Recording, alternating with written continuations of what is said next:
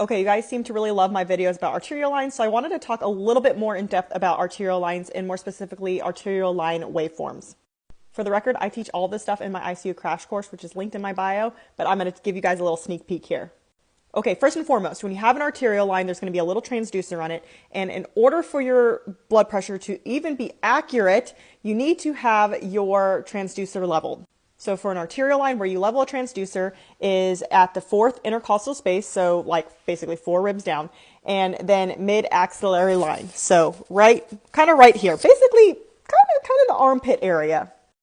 If your transducer is too high, your blood pressure is going to be falsely low, and if your transducer is placed too low, your blood pressure can be falsely high. So once your transducer is leveled at the phlebostatic axis, you're going to zero it. One thing I always say in my head when zeroing is off to the patient, open to air. You're going to open up that little valve, and then you're going to go ahead and zero on the monitor.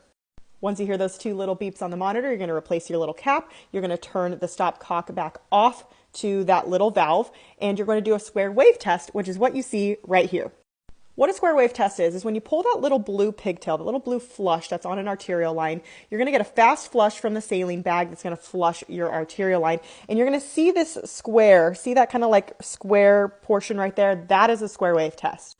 This is an optimally damped waveform, and we're going to talk about why that is.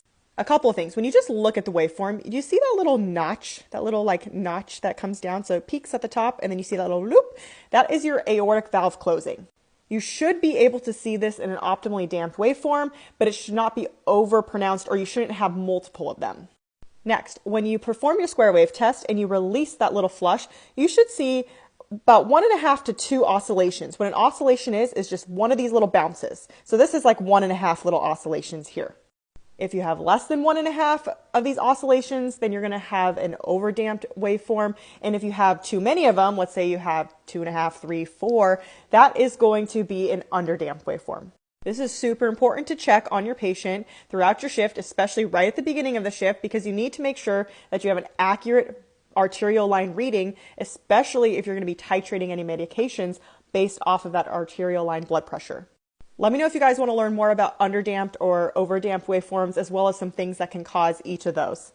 Okay, I know that was a lot of information, but I promise I talk about this much slower in my ICU crash course, so go check it out.